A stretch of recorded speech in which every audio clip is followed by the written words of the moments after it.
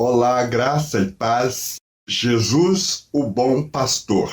João 10:11, nós lemos assim: Eu sou o bom pastor. O bom pastor dá a sua vida pelas ovelhas. O versículo 6 diz que esta foi uma parábola que Jesus contou. As pessoas não entenderam esta parábola. Jesus disse-lhes esta parábola, mas eles não entenderam o que era que lhes dizia. João 10:6.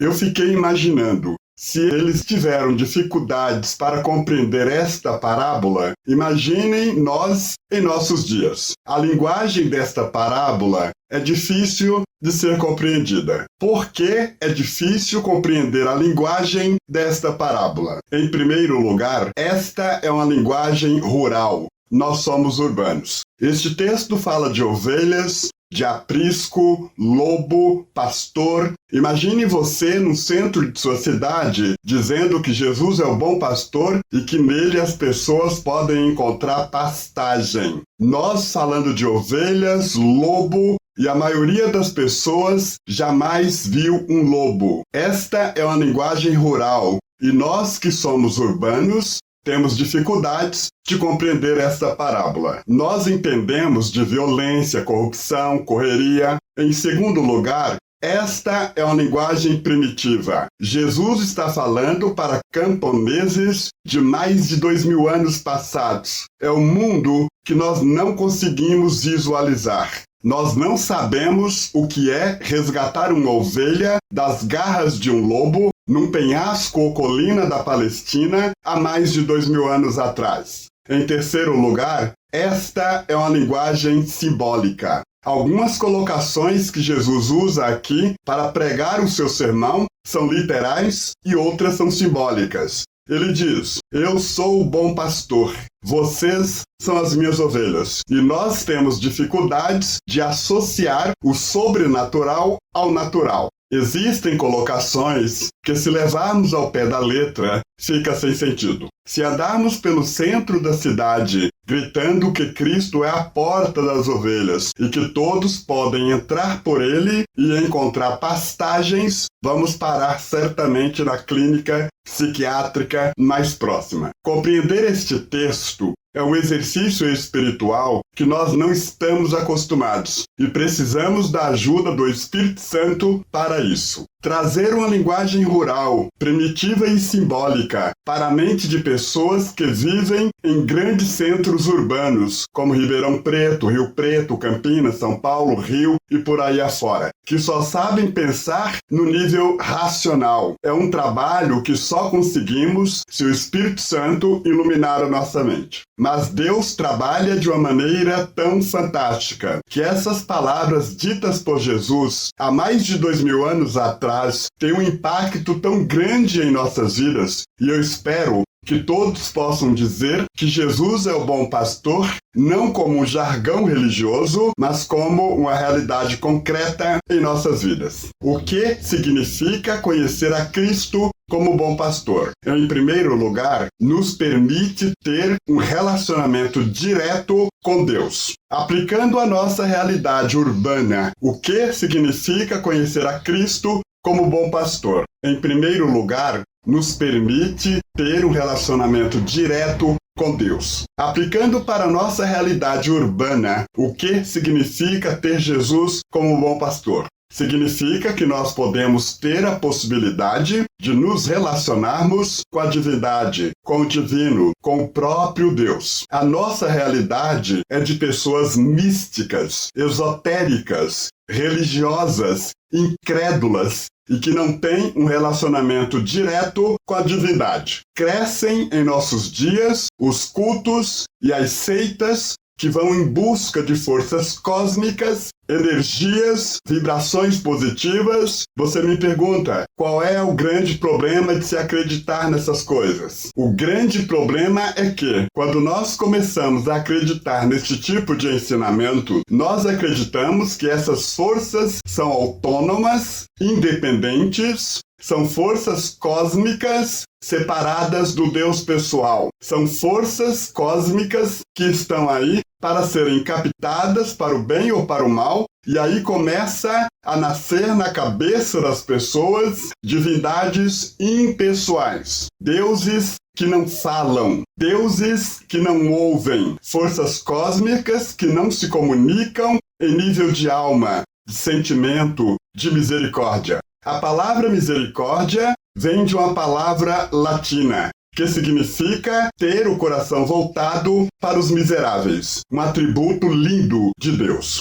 A força energética dos astros não tem misericórdia, porque não tem coração. A força dos horóscopos não tem misericórdia. Não chora com o meu choro, não se alegra com o meu riso, não tem intimidade com a minha alma, não se comunica. É por isso que o texto é lindo quando Jesus Cristo disse: Eu sou o bom pastor. O Cristo que nós adoramos não é apenas uma ideia enigmática das religiões ocultas. O Cristo de quem eu estou falando não é uma força cósmica que incorporou num homem chamado Jesus. Não, o Jesus que eu estou falando é a encarnação do Deus pessoal. Quem foi esse Deus pessoal? Foi o Deus que tirou Daniel da cova dos leões. Ele é o mesmo Deus que abriu o Mar Vermelho para o povo de Israel passar no meio. Ele é o mesmo Deus que fez cair fogo do céu quando Elias orou. Ele fez a jumenta de Balaão falar. Foi ele que criou todas as coisas. É ele, o único Deus que sustenta toda a criação. Ele é o Deus de gente, de pessoas, e não Deus de astros. Ele é o Deus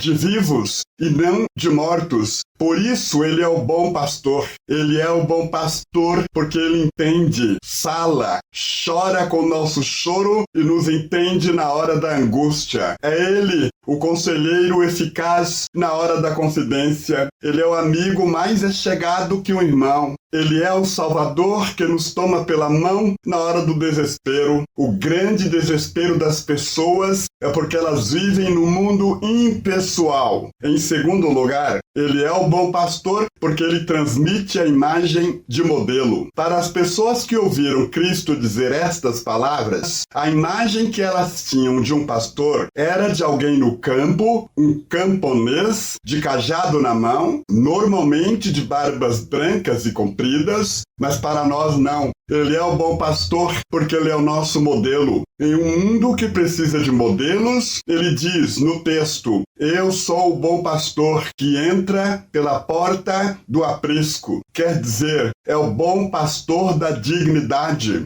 Não é o pastor que pula cercas, não é o pastor da luz apagada, não é modelo de trambiques, de conchavos, não é modelo de escuridão, mas ele é modelo de luz. Jesus é modelo porque a vida dele está às claras. Pode fazer CPI que quiser da vida de Cristo, que vamos encontrar nele pureza, santidade e dignidade de caráter. Nós estamos vivendo em dias que não temos mais modelos a seguir. Estamos precisando de homens e mulheres que sejam modelos. Nós estamos em busca de líderes que sejam modelos, de pessoas que nos inspirem a alma, de pessoas em quem nós podemos nos espelhar. Nós estamos precisando de pessoas que nós podemos olhar e dizer: é esse caminho que eu quero seguir, é assim que eu quero ser, é por esse caminho que eu vou seguir. Quem são os nossos modelos hoje? Ele é o bom pastor porque ele é modelo de nossas vidas. A Bíblia Sagrada diz que nós temos um modelo a seguir, que vai à nossa dianteira, e nós podemos dizer: é por esse caminho que eu vou seguir. Eu quero seguir os passos desse homem de sandálias, desse carpinteiro de Nazaré, por onde ele for. Eu quero seguir este modelo. Ele é o bom pastor porque ele é modelo de nossas vidas. Nele você pode confiar. Ele é o comandante e chefe do exército do Deus vivo. Ele é Rei dos reis e Senhor dos senhores eternamente. Ele é o nosso bom pastor. Ele é o bom pastor e veio para ser o nosso modelo. Por que Jesus é o bom pastor em uma sociedade urbana? Em terceiro lugar, porque nele a história não é absurda. Veja Vejam como ele diz que está no controle de toda a história, que as circunstâncias estão debaixo dos seus pés. O ladrão vem somente para roubar, matar e destruir. Eu vim para que tenham vida e a tenham em abundância. É como se ele estivesse dizendo assim: eu vim colocar a história na direção correta. A história deixou de ser absurda em Cristo. A história passa a obedecer à sua vontade. Ele diz: por isso o Pai me ama, porque eu dou a minha vida para retomá-la ou tomá-la de volta. Ele tem o controle absoluto da história. Às vezes, temos a impressão de que a história acontece por acaso, indiferente, seguindo o soprar dos ventos. O ano de 2025 ficará marcado na história porque escândalos na política brasileira, guerras sangrentas ao redor do mundo, catástrofes na natureza, aumento da violência, do tráfico de drogas e por aí afora. É o Brasil de hoje. É a nossa história. São os nossos dias. Você olha para a história da sua vida e entra em desespero. Perde a esperança. Você perde a perspectiva do amanhã e diz: não é possível. Parece que a história não tem sentido. Parece que a sua vida não tem rumo, não tem direção. Mas Jesus, aqui no capítulo 10 do Evangelho de João, é como se ele estivesse dizendo assim: a história está caída. O mundo está em ruína, mas eu sou o supremo pastor. Ele coloca a minha e a sua vida na direção correta. Ele conserta o que está caído e coloca a história na direção correta e nos capacita para sermos os seus agentes no meio dessa geração caótica e caída. Ele diz: eu sou o Senhor da história, porque tenho o poder de dar a minha vida e tomá-la de volta. Jesus é o Senhor da história, Senhor do amanhã, Senhor da minha e da sua história. É por isso que quando ele faz esta declaração no Evangelho de João, veremos que daquele dia em diante começou a se desenrolar um plano para matar Jesus antes dele chegar à cruz. Porque é na cruz que ele vai dar a sua vida pelos homens. E se ele morrer antes da cruz, não deu a sua vida. Atiraram, mataram-no. Ele tem que chegar à cruz. Na cruz, ele terá a oportunidade de dar a sua vida. Ele tem que ser o Senhor da história. Mas é na cruz que isso vai acontecer. Pilatos tenta induzir a multidão a soltar Cristo, mas a multidão enlouquecida grita: crucifica-o, crucifica-o, crucifica-o. Jesus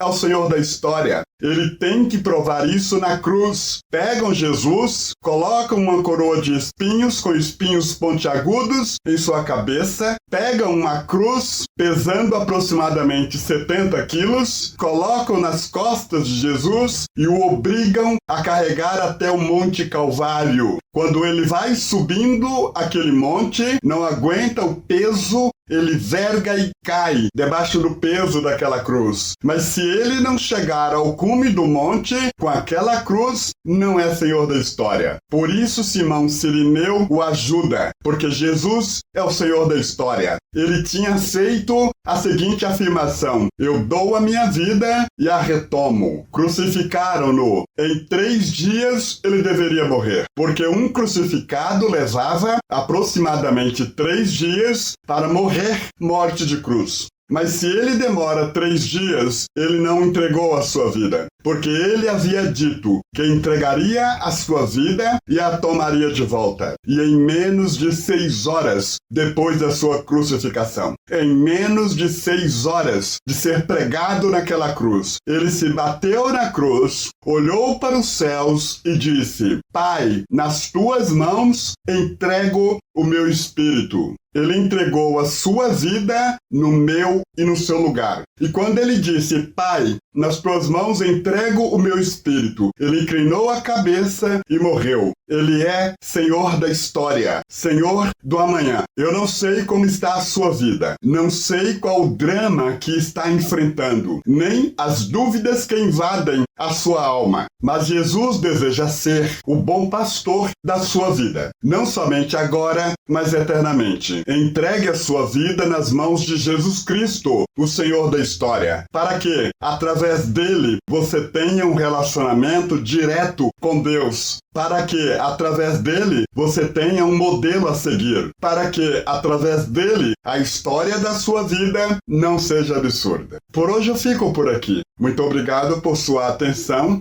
e companhia neste vídeo. Até o próximo. Um abraço.